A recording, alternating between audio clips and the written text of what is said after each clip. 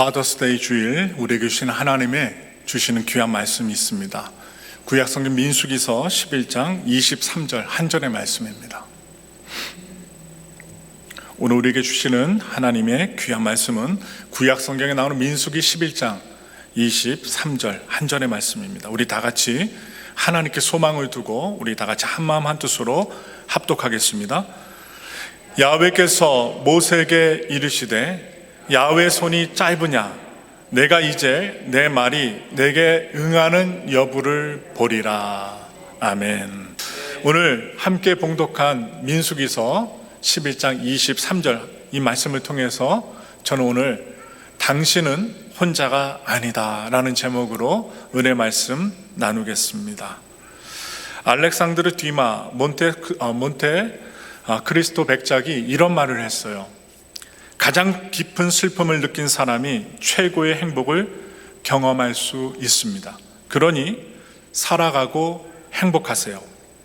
내 마음에 사랑하는 자녀들아, 그리고 절대 잊지 말라. 하나님께서 인간에게 미래를 드러내실 날이 올 때까지 모든 인간의 지혜는 이 두 단어에 담겨 있다. 기다리고 희망하라. 우리의 삶은 기다림의 연속입니다.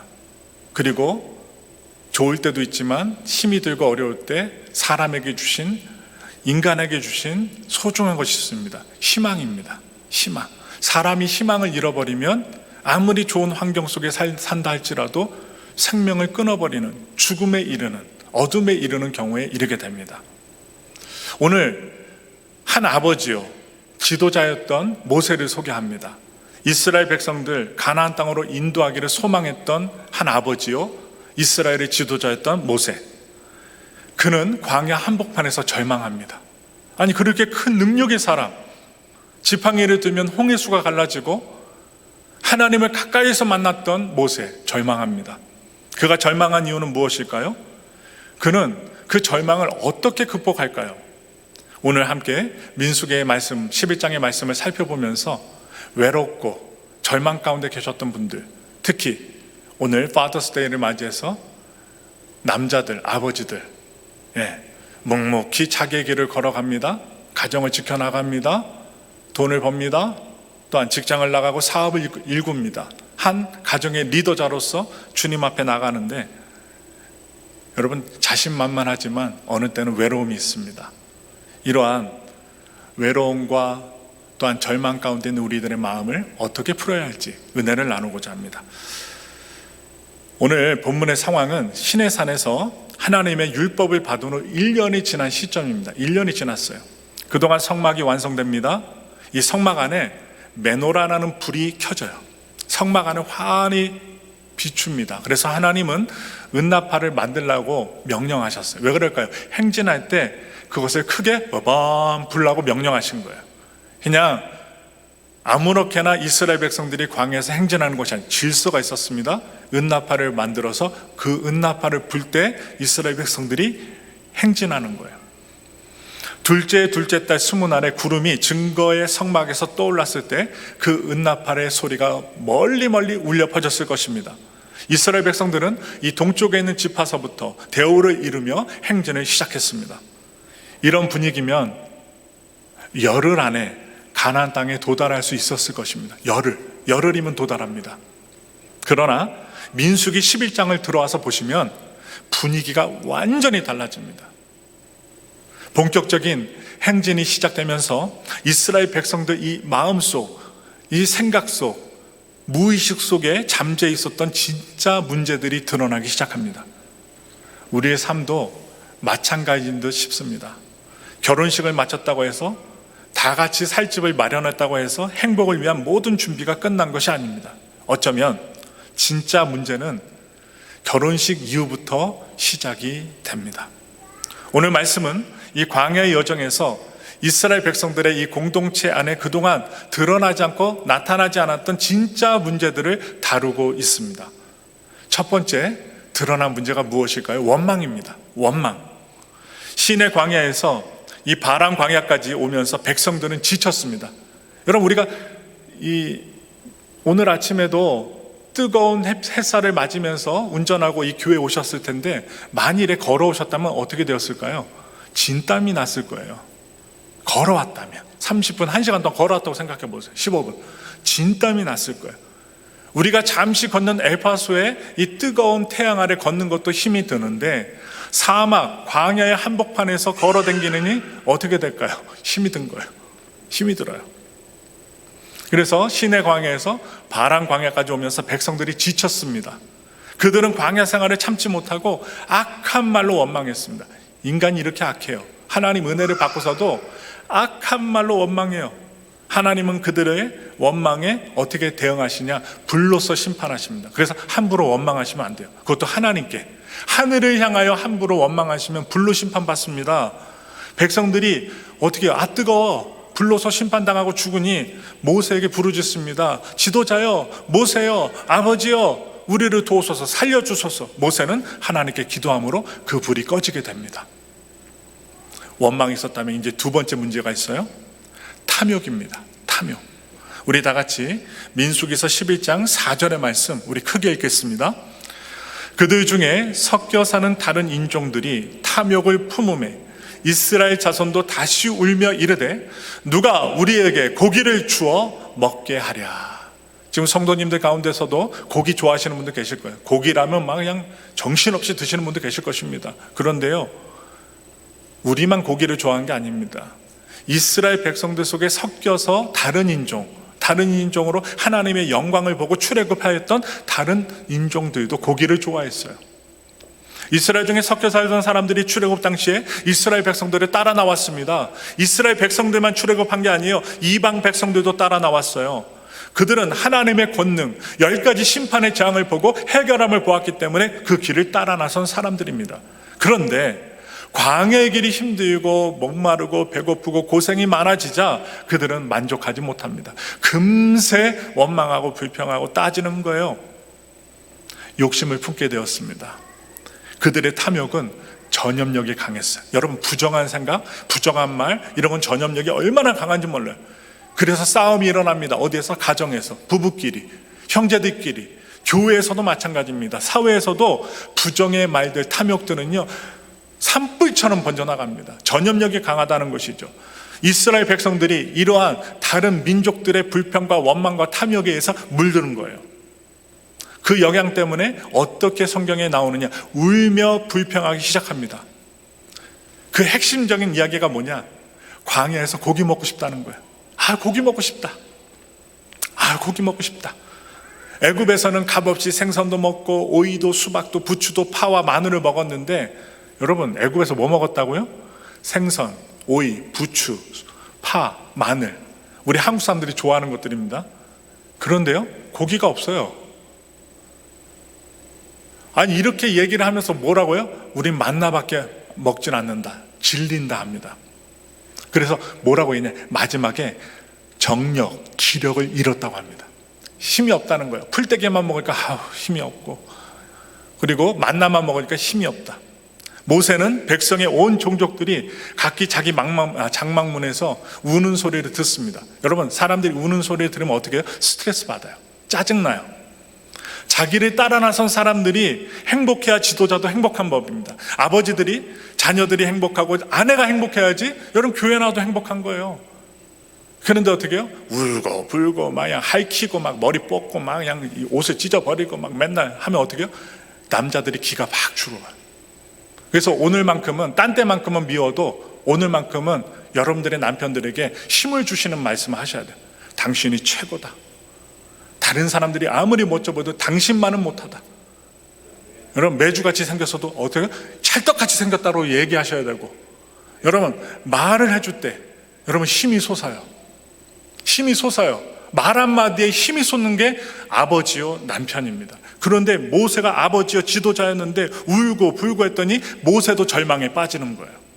그들은 내일의 희망을 바라보지 못하고 오늘의 불평만 생각했습니다. 불평만 하는 거예요. 이런 백성들을 이끌고 가나안 땅으로 행진하는 지도자 모세 입장에서는 정말로 힘 빠지고 낙담이 되는 순간입니다. 낙담이 되는 순간이에요. 정말로 힘이 빠지는 거예요. 그동안 위기가 여러 차례 있었습니다. 성경을 보신 분들은 알아요. 이스라엘 백성들 마라라는 땅에 가서도 어떻게 해요? 물을 마실 수가 없었어요. 마라, 쓰다. 물이 썩기 때문에 마실 물이 없어 원망하고, 그들은 신광야로 들어갑니다. 신광야에 들어갔더니 먹을 것이 없어서 배고파서 원망했습니다. 또한 금송아지 사건이 있었어요. 40일 동안 하나님과 만나고 십계명을 가지고 내려온 사람이 40일 동안 더디 내려오자 지들끼리 어떻게 해요? 금가락지, 은가락지 다 모아갖고 어떻게 합니까? 금송아지 만들었어요. 그러나 그들은 시내산에서 하나님의 계시의 말씀을 받았고 성막도 완성했습니다. 이제 그들은 하나님의 언약 백성이 되어 새로운 여정을 시작합니다. 그런데 모세가 다시 절망에 빠진 이유는 무엇일까요? 백성들이 변하지 않았다는 사실이에요. 변하질 않아요.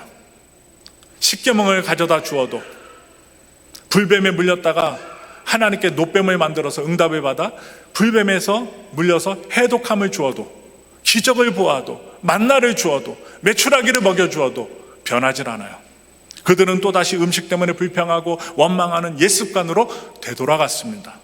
모세는 변화를 희망했으나 여전히 변하지 않는 백성들의 모습을 보는 것이 절망스러웠던 것입니다.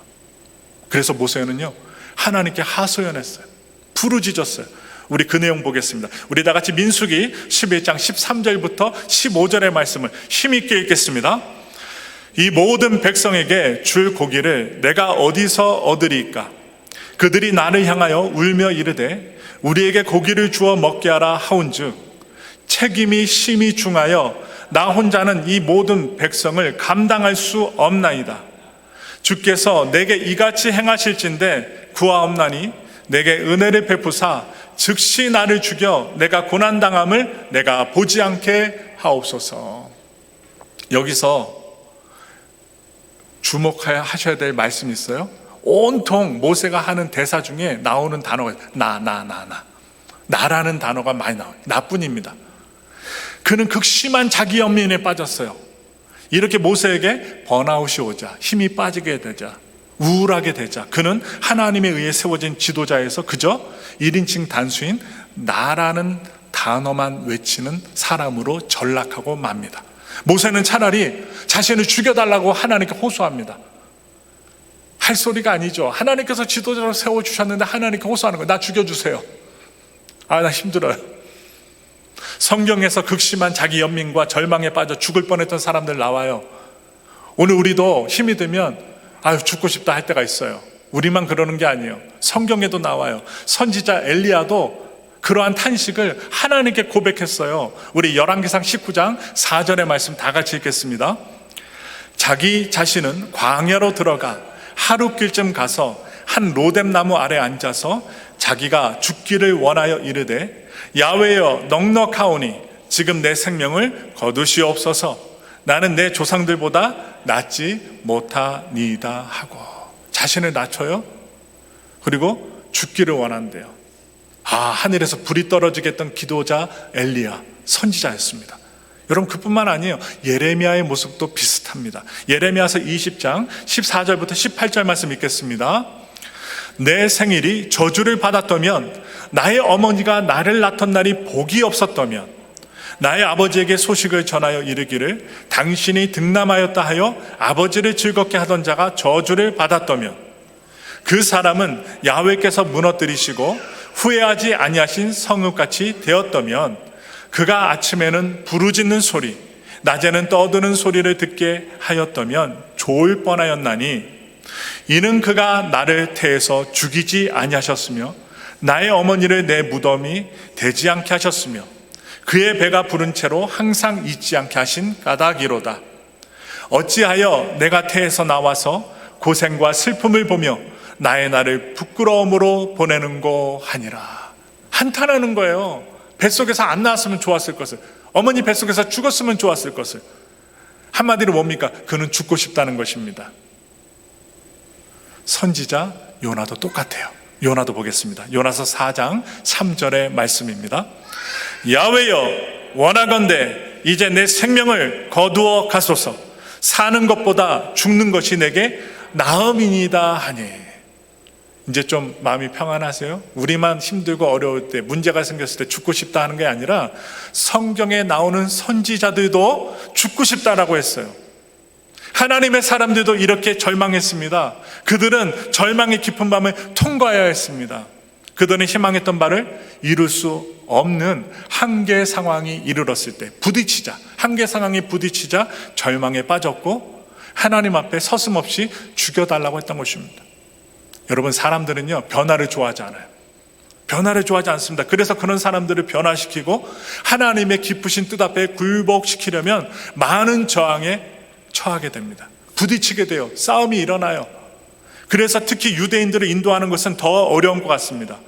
모세라는 위대한 지도자도 바로 유대인들을 하나님의 선한 땅, 축복의 땅, 가나안 땅으로 인도하다가 힘들어서 절망에 빠진 것입니다. 그게 오늘의 말씀이에요.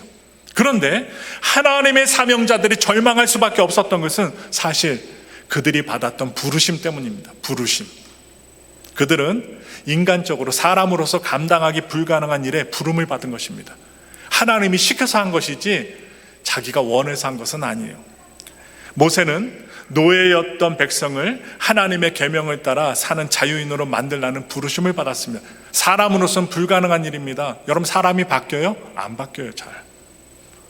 죽을 만한 일이 벌어져야만 뜨거워하고 바뀌지, 말로서 타이르면 바뀌지 않아요. 그런데 그런 사람들에게 바뀌라고, 변화받으라고 인도합니다. 안 바뀌죠.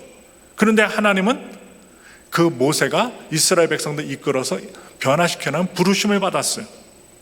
모세가 이스라엘 백성들을 애굽에서 빼는 것은 어쩌면 여러분 쉬운 일이었습니다. 그러나 이스라엘 백성들에게서 애굽의 문화적인 영향, 깊숙이 무의식 중에 있었던 문화의 영향을 빼내는 것은 그에게 너무나도 어려운 일이었습니다. 엘리야는요, 왕을 비판하는 부르심을 받았어요. 여러분, 칼과 권세를 가진 이 권력자를 향하여 비판하는 것은 쉬운 일이 아닙니다. 감옥에 갇힐 수 있습니다. 죽을 수 있습니다. 목숨을 걸고 해야만 하는 부르심이었습니다. 예레미야는 사람들이 듣고 싶지 않은 것을 말해야 하는 부르심을 받았어요. 나라가 망한다. 여러분, 우리 미국이 망한다. 한국이 망한다. 저 광화문 한복판에서, 워싱턴 DC에서 함부로 외치고 다닌다고 해보세요. 총 맞아 죽습니다. 아니면 몽댕이로 때려 맞아 죽을 거야 아마. 이러한 일을 누가 했어요? 예레미야가 했습니다. 예레미야가. 이스라엘 우리 땅에 망한다. 하나님 섬겨라. 순종하라. 그는 대중의 인기와 상관없는 일에 부르심을 받은 것입니다. 얼마나 힘들었을까요? 요나는 원수의 나라에 회개 복음을 전하는 부르심을 받았습니다. 그는 하나님께서 적국의 백성들도 아끼신다는 사실에 직면해야 됐어요. 여러분, 우리를 공격하고 우리나라를 공격하고 우리나라 백성들을 갖다가 죽이고 멸망시키려 했던 그런 이방 나라에 대해서 축복을 하라. 그들도 구원받을 사람이다. 이야기했을 때 요나는 용납이 안 됐습니다. 이해되지 않았어요. 그리하여 이들 사명자들은 다 절망했습니다. 차라리 죽기를 원했습니다. 그러나 그러한 절망도 그들 부르심의 일부였습니다. 리더들에게 절망은 그들이 리더들이기 때문에 감당해야만 하는 리더십의 일부입니다. 아버지이기 때문에, 어머니이기 때문에, 교회 중직이기 때문에 우리는 영향을 받아요. 변하지 않는 사람들을 보며 리더는 절망합니다. 왜? 변하지 않으니까. 자신의 많은 허공에 울리는 반면 듣고 싶은 말만 듣기를 원하는 사람들 볼 때 리더는 절망합니다. 그들이 자신의 리더십에 대한 무력감을 느끼면서 비로소 시작되는 것이 있어요. 시작이 됩니다. 그들이 사람들의 인기에서 멀어지면서 그들 안에 시작되는 것은 우리 나라는 1인칭 주의 소멸입니다. 내가 없어지는 거예요. 나라는 사람이 없어집니다. 그들은 자신의 한계에 직면하고 또한 처하게 되면서 내 자신이 강한 존재가 아님을 인정하게 됩니다. 내가 강한 사람이 아니구나. 약한 사람이구나. 그러나 나라는 자의식이 소멸되는 그 고통스러운 순간에 하나님의 위로가 찾아옵니다. 내가 내려질 때 하나님이 일하신다고요. 하나님이 위로하신다고요.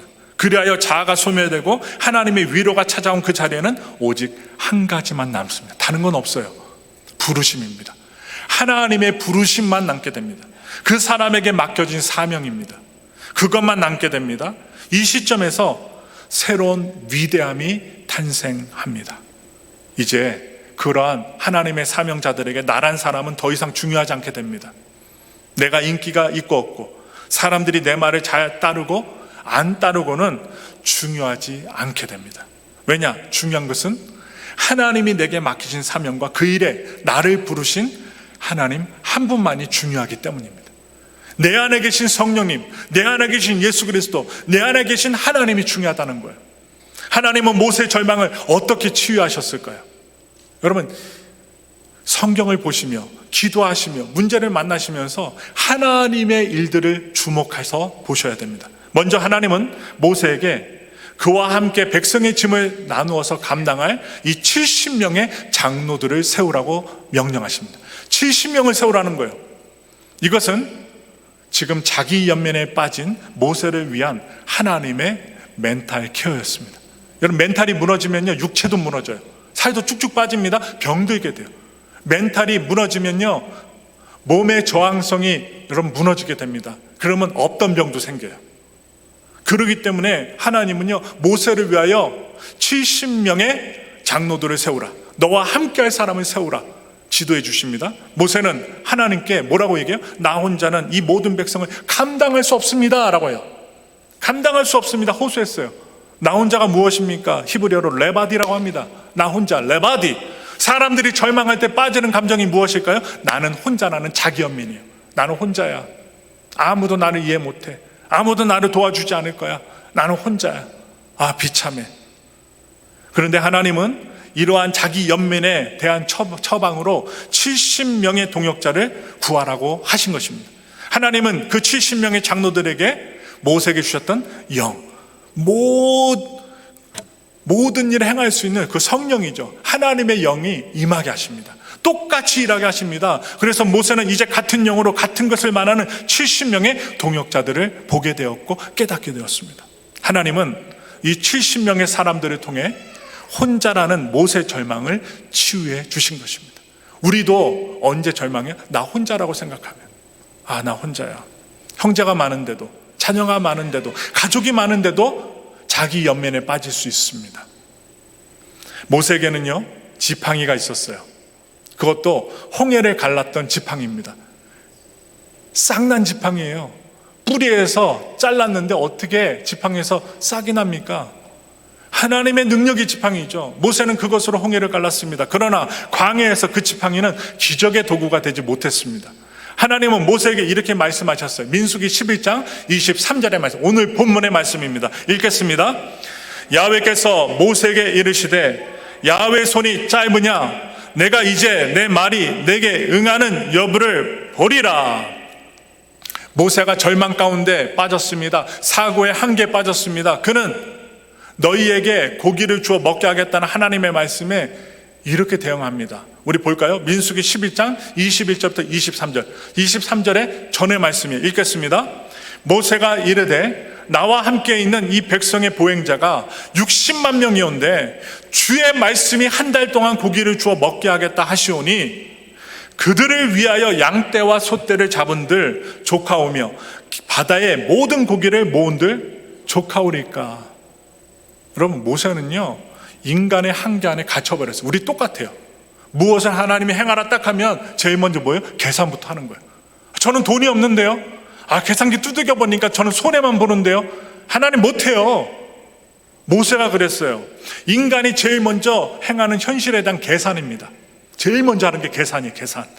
자신이 할 수 없는 모든 수단과 방법을 다 해도 일이 해결되지 않을 것 같을 때 사람들은 어떻게 됩니까? 절망에 빠집니다. 돈이 없다는 거예요. 먹일 수 없다는 거예요. 하나님은 사고의 한계, 계산에 빠진 이 모세에게 뭐라고 얘기하셔요? 오늘 23절에 말씀하십니다. 하나님의 손이 짧으냐? 반문하시는 거예요. 내가 못할 일이 있느냐? 이런 말씀이에요. 하나님은 모세에게 그의 지팡이가 아니라 하나님의 손을 바라보게 하신 거예요. 하나님의 손을 바라보게 하시면 보이지 않아요. 믿음의 눈을 뜬 사람들만 하나님의 손을 발견합니다. 그 손을 발견하게 하심으로 모세의 좁아 터진 사고의 지평을 넓혀버리십니다. 문제가 드러나는 것은 사실 팩트가 아닙니다. 문제를 하나님께 가져가지 않는 것이 문제입니다.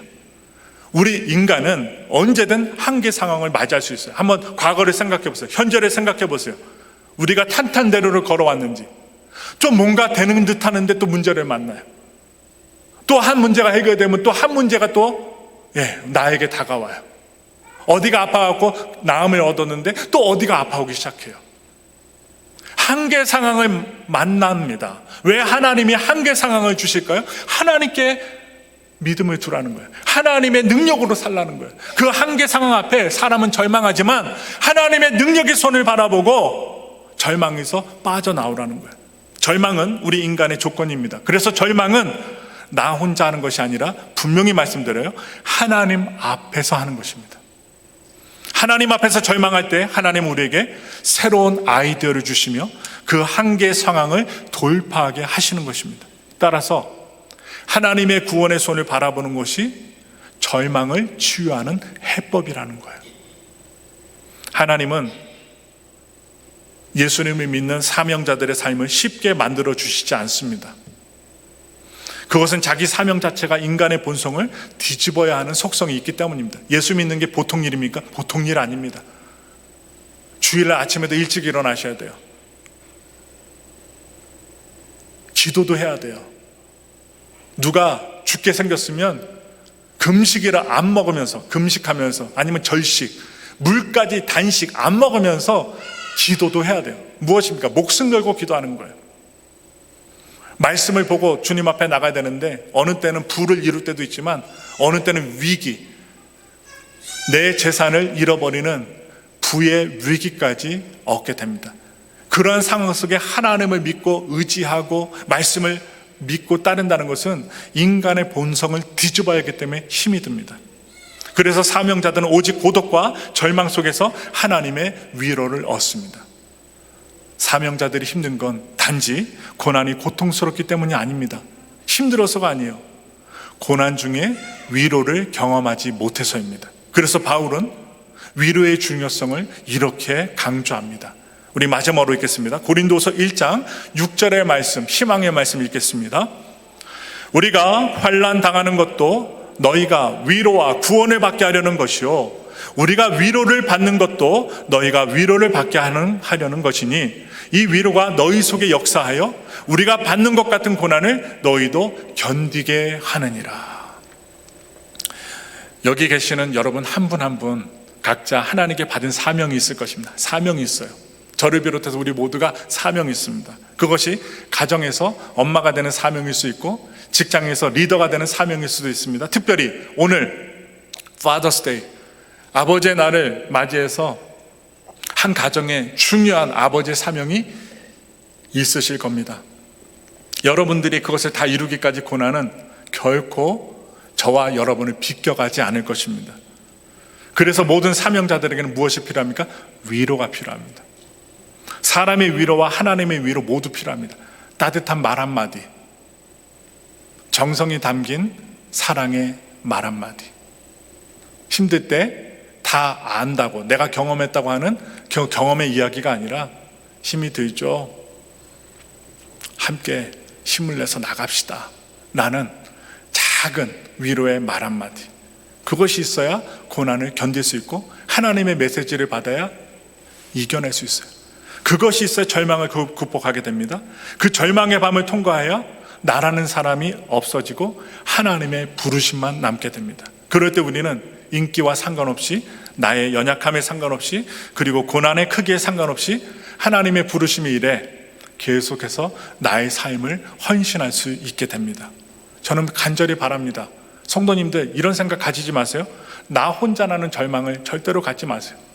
여러분 절대 혼자가 아닙니다. 저도 혼자가 아닙니다. 그 나 혼자 나는 자기 연민을 치유받기 원합니다. 결코 짧지 않은 하나님의 손을 바라볼 수 있길 바랍니다. 내가 고난당하고 힘들고 눈물 흘리고 울고 아프고 어려울 때 주님은 가장 가까이 내 곁에 계시다는 사실. 아버지, 어머니, 자녀들 여러분들은 결코 혼자가 아닙니다. 주변에 가족들이 있어요. 형제들이 있어요. 주변에 성도들이 있습니다. 우리 주변에 가장 가까이, 마지막으로 하나님께서 함께 하십니다. 이 사실을 믿으세요. 믿으시고 약속된 이 가나안을 희망하며 계속해서 전진하는 우리 모두가 되기를 예수님의 이름으로 축원합니다. 이 시간 기도합시다.